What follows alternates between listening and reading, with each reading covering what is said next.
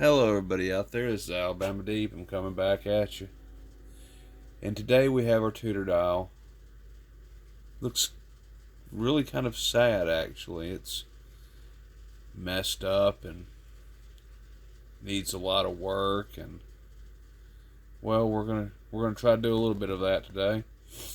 Now, I want everyone to understand my perspective of how we're going to achieve better results of this particular watch dial. And I'm looking at it now and I'm trying to figure all of that out. This is, of course, a white dial. It doesn't seem to have that much aging done to it. And I've already taken a couple of steps here. You can probably see that if you look at it right, like right there. I've been working on it a little bit, and I'm seeing pretty good results. Now, this is going to be a little bit different for what we're going to be doing to it.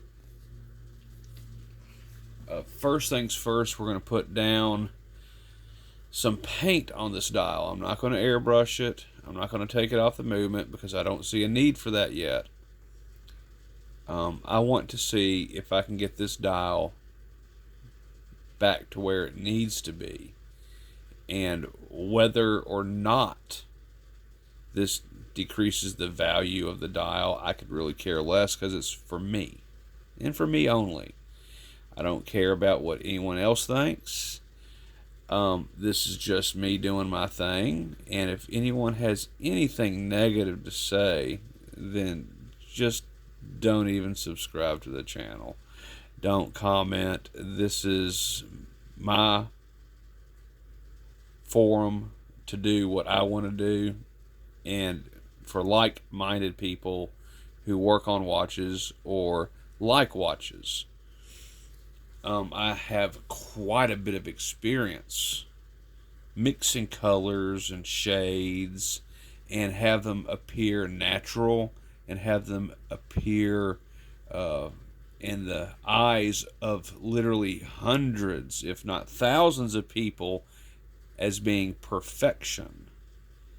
Now, when I say this, I only mean it in the regards of a mortician. As a mortician, I have to make the deceased look as natural and lifelike as possible, because if I did not, the appearance of their loved ones after death for several hours would shock them to the core, to the point of not being able to speak. And I know this from experience, simply because I've had a few say, don't bother with the cosmetics. We know who that is, and it'll be fine. Well, in the beginning of my apprenticeship, years ago, I listened to those few families, and the result was the same every time.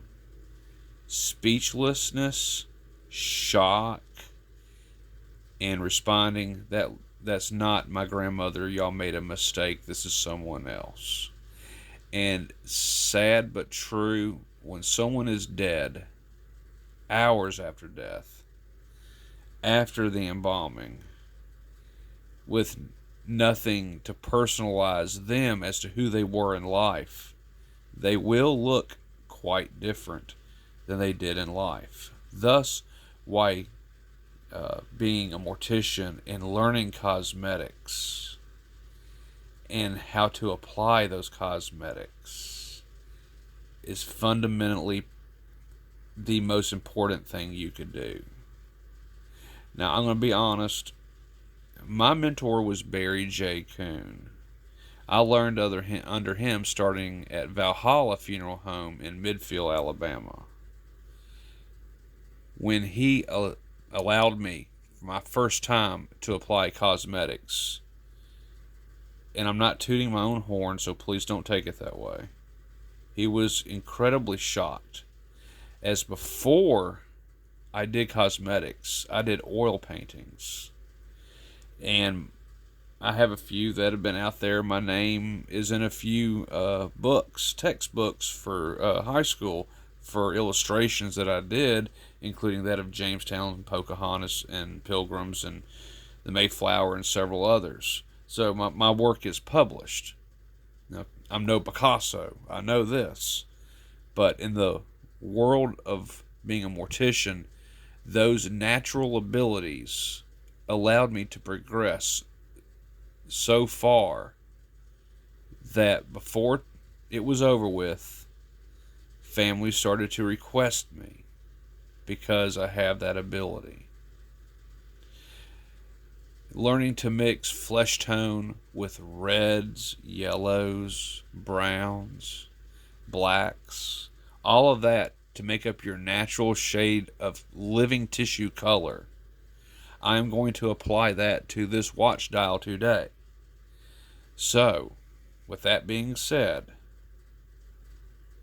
there are not many out there who can say they can do what I can do. I will go ahead and just say, if you think you can do better and you have a negative comment to make, post it first, share the link, and then make your comment. Otherwise, go away. And with that being said, for my people who actually enjoy my videos and don't come to troll, let us begin. This dial has scratches all over it. I have started test runs just on the shade of the yellow that I have, which really doesn't matter. I can go back and I can add a little bit of coffee staining here and there to match it to where it needs to be, to change it to a cream or aged white color.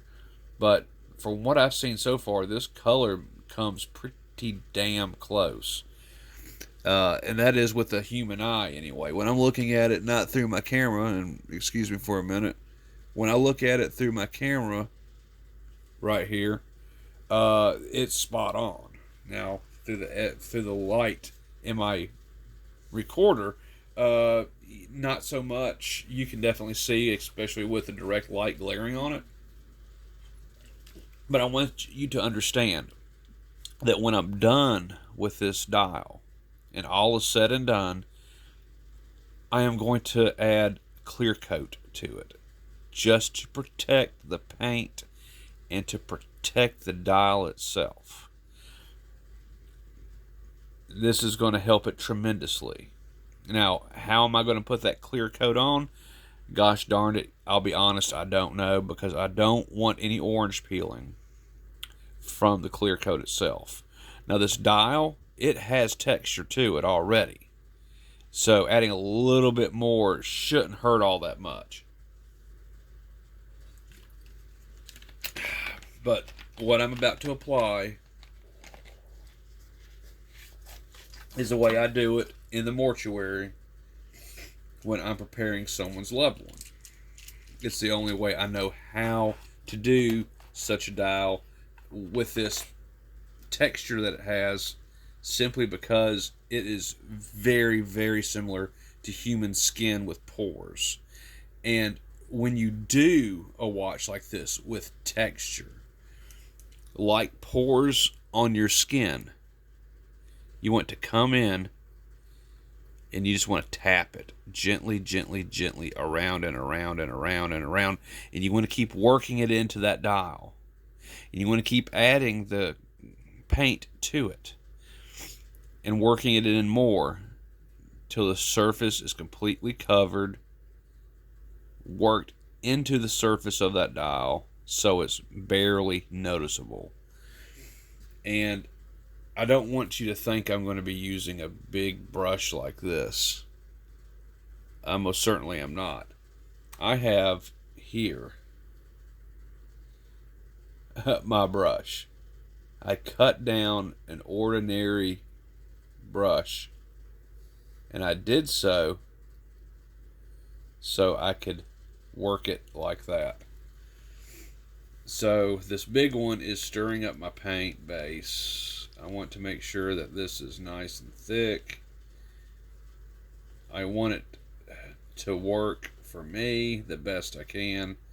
And understand, people, that when you're working with water or you're working with paint in a very, very zoomed in, magnified area, the water droplets only get so small. So bear with me on that.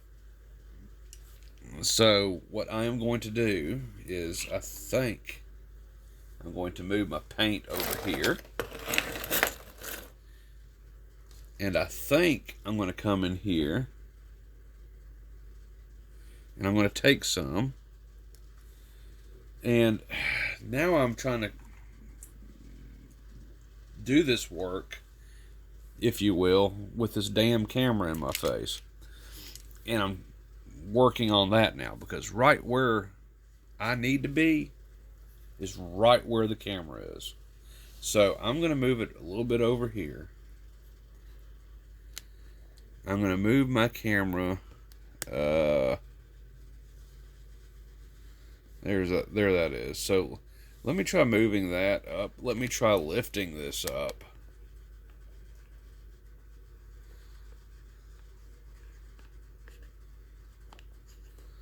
And I'm going to try moving it a little bit over.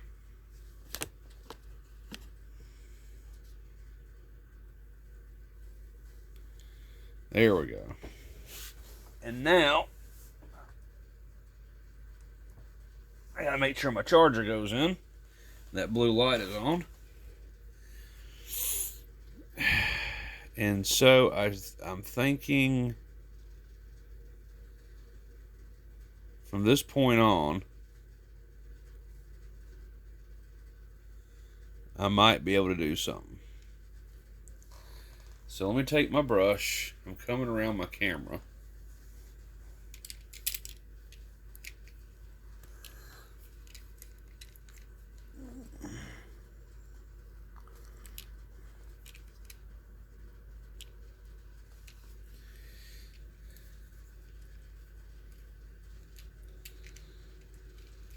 And I'm fixing to come in and I'm fixing to start.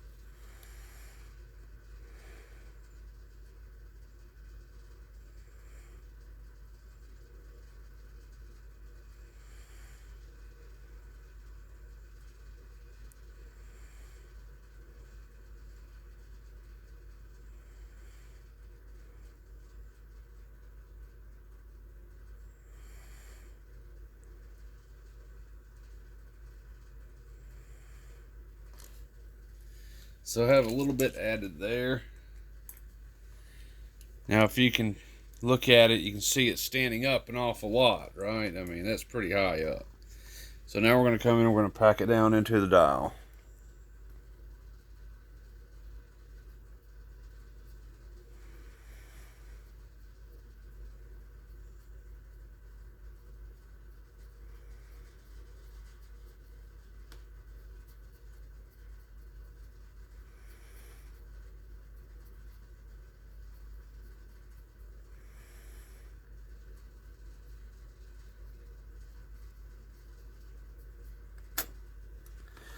So I'm starting to pack it into the dial, just a little bit at a time. And from my view, from looking by the naked eye, without the magnification, it's covering up the scratches.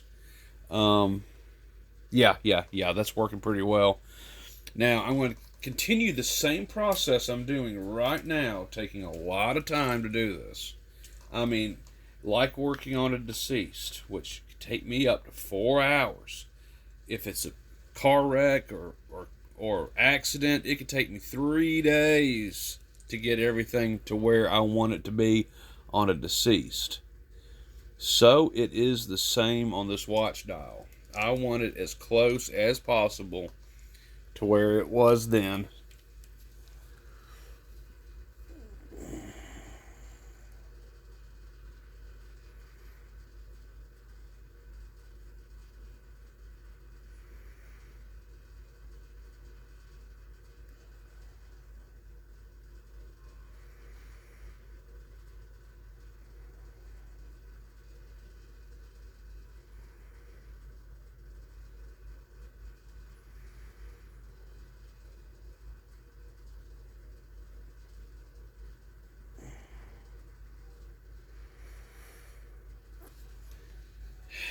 And it's going to take a lot of paint coats to get this to where I want it to be.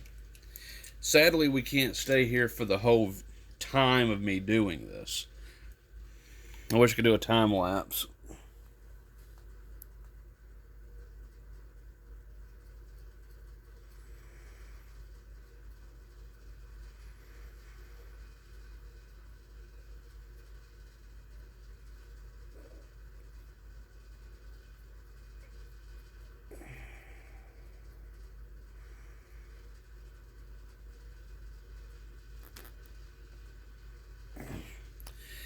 And it will take time.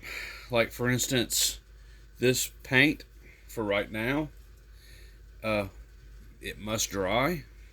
As it dries and completely gets to where I want it to be, then I can go back in and I can add more paint. There is a trick I do with my cosmetics for the deceased that I may also try on this dial. But for right now, what I am seeing through the naked eye, it's doing a good job.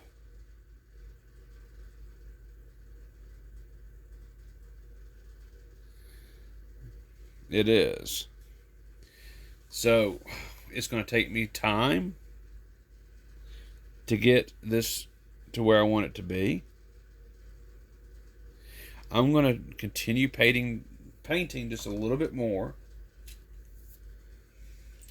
And we're slowly going to get there. I can assure you that.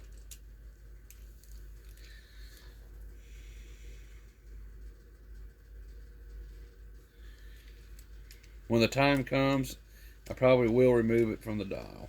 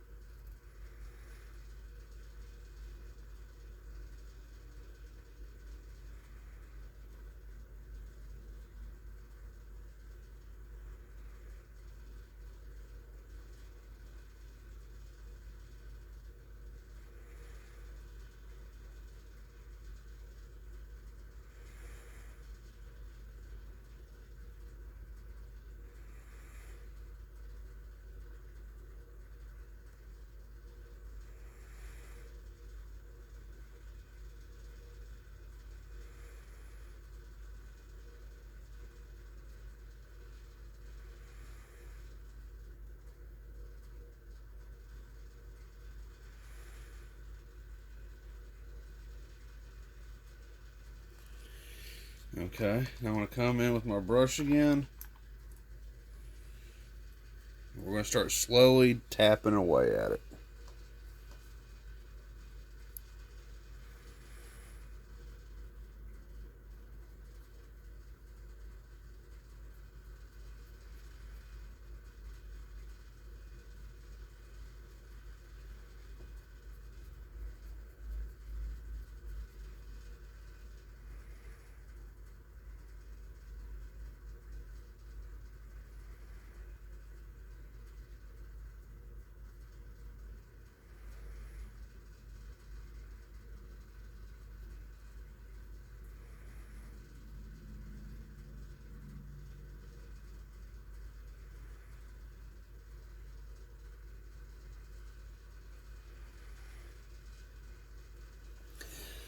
So this is basically tacking it like you would on a car. After you sand it, and you're not going to put a primer on it. You're not going to take it down to bare metal. You're just going to go ahead and sand what paint's there, get it kind of to the primer, and then you're going to stop, blow it off, and then you're going to go ahead and you're going to put on your first coat, which doesn't really do much. It just helps the paint stick. So that's what this process is right now. And as it dries and we get along further into it, then it'll start coming more and more clear of how the scratches are disappearing. Keep in mind, as you can see, I'm staying completely away from where the hands go. I'm also doing my absolute best not to cover up where the Tudor insignia is or the name.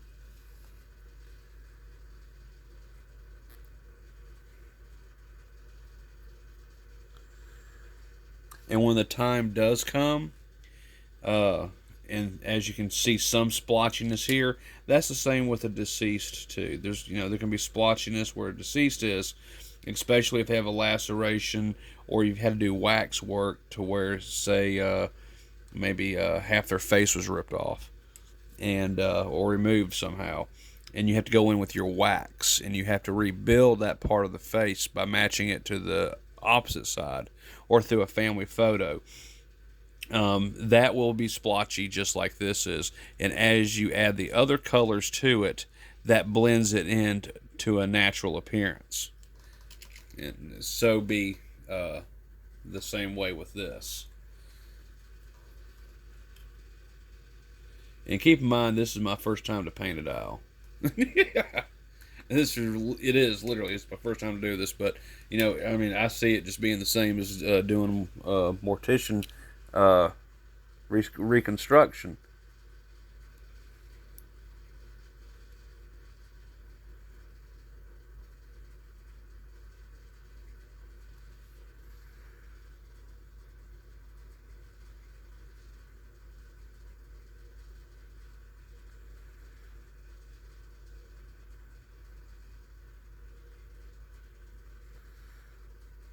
I see a huge jagged piece over there.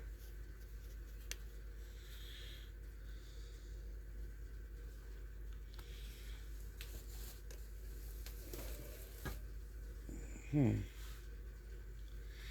guess my screen tilted a little bit and now it doesn't want to do right anymore. Shit. I had it so perfect too lined up.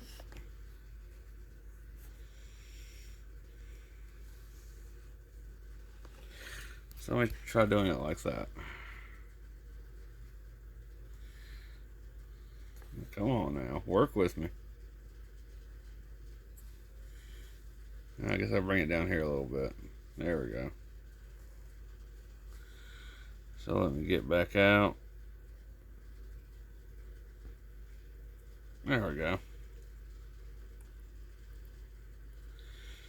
And as you can probably see, some of the marks are starting to go away.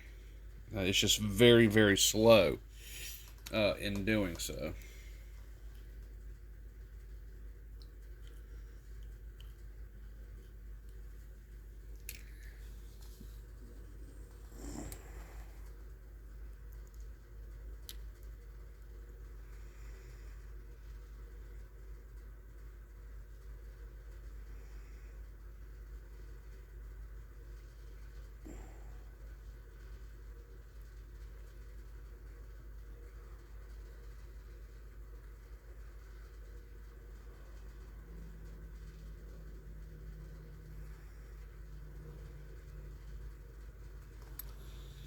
And it will take time. You can see that big white paint hump. That's okay. We're fixing to tap it down.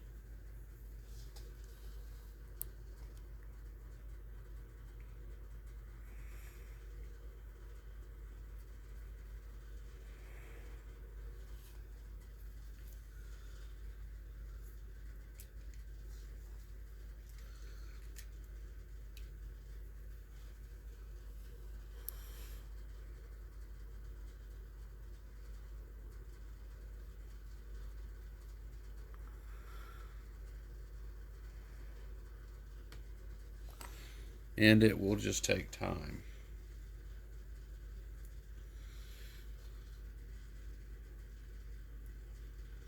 And we're working with one little paintbrush hair.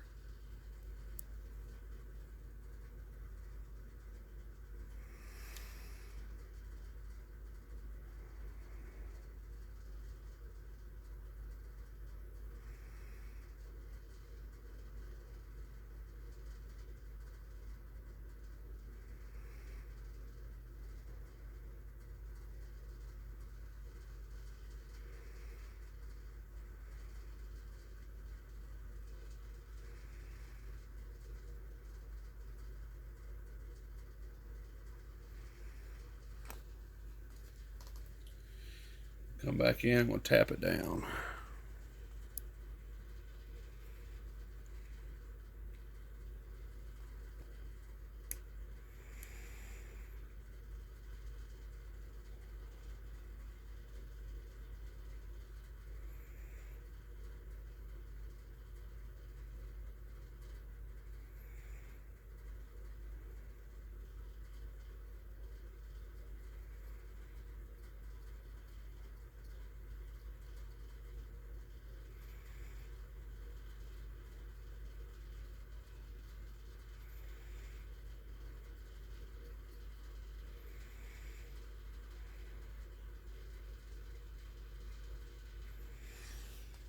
Going at it very slowly. Alright, so that's going to have to dry now.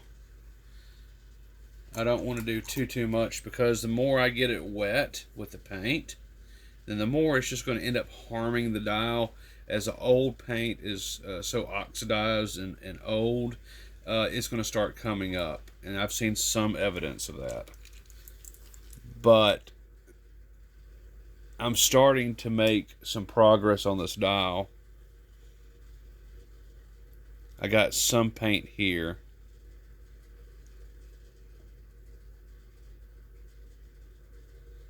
We're going to go ahead and I'm going to do a little more splotting, and then we're going to let it dry.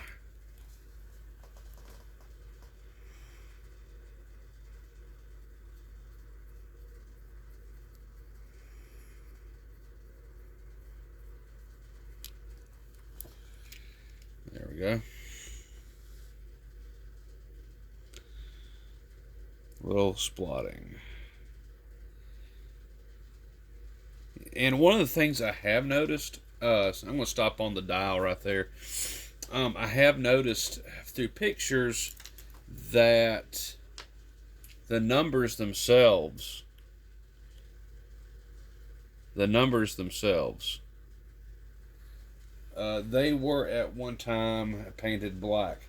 I know this because I have been over some older vintage pictures. And I just want to do an experiment. I may have to find a different paint for the metal. But I do want to do an experiment. I think I want to focus in on that 9. I want to see how I can do with that.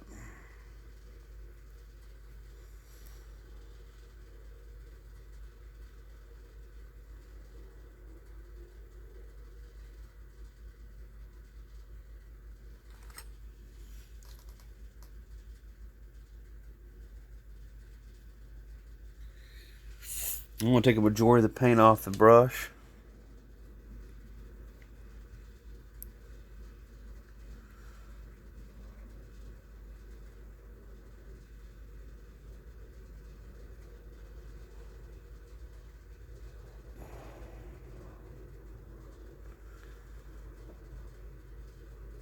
I see more hairs on there sticking together that I don't need them to stick together.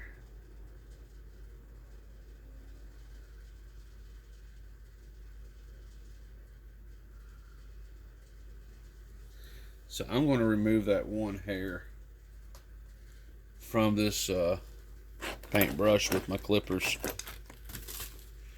I do not need extra hair come anywhere close to that white dial with black paint on it.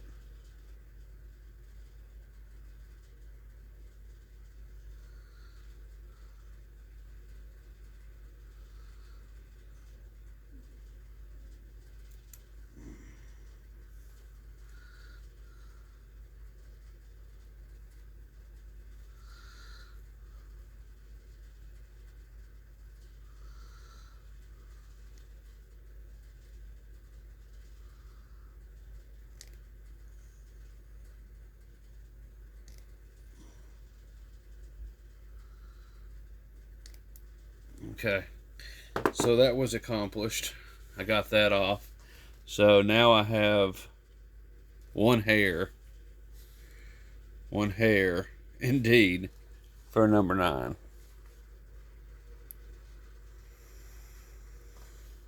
And once again, I'm going to touch this to my finger.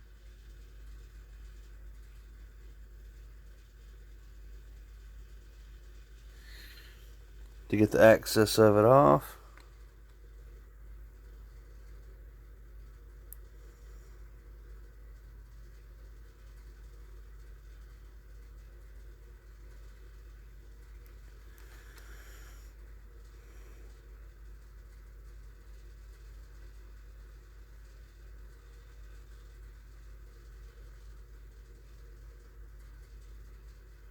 I'm getting a little bit of paint on the bottom of that 9, which is good.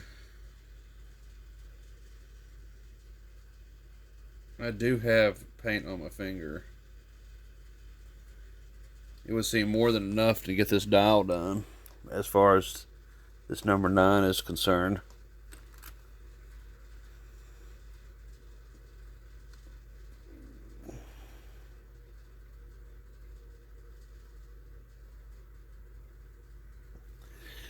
And I do have a little bit of splash of black that just went over there. That's okay because this paint I got, I can wash it off.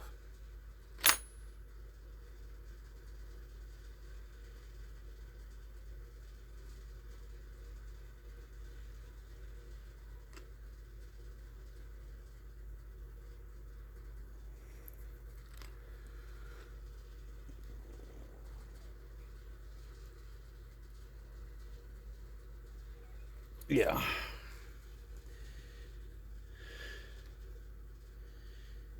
I'm getting some black on that 9.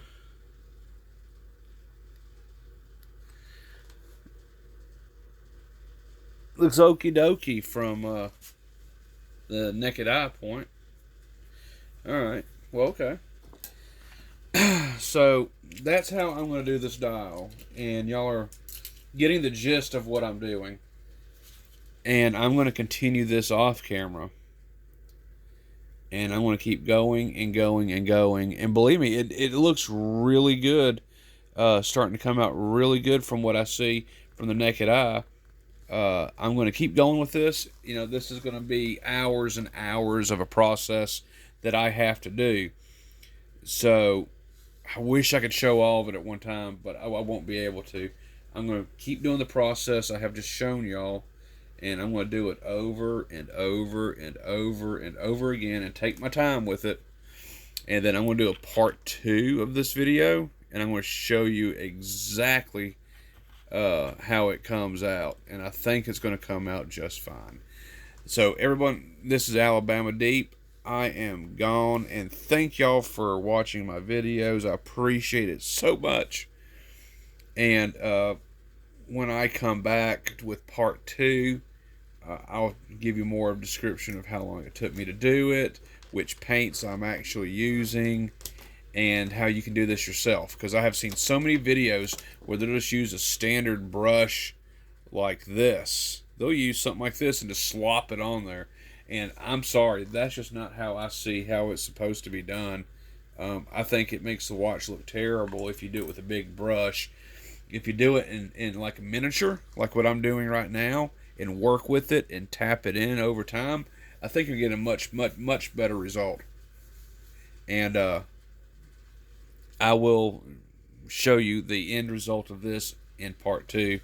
And we will, of course, be leaving Tudor alone right there, unless I am absolutely sure that I can get in there without vibrating or out shaking to touch that up a little bit. We will see. If we do, it will take a very, very long time to do, but not so long. I figure that I'll have part 2 up within about a week, and show you what I've got going so far. And I think I've also solved my issue for my hands right here. I think I know exactly which size to get and which watch it is, and I'll share that with you later. So everyone, this is Alabama Deep. Thank y'all for watching, and I am gone.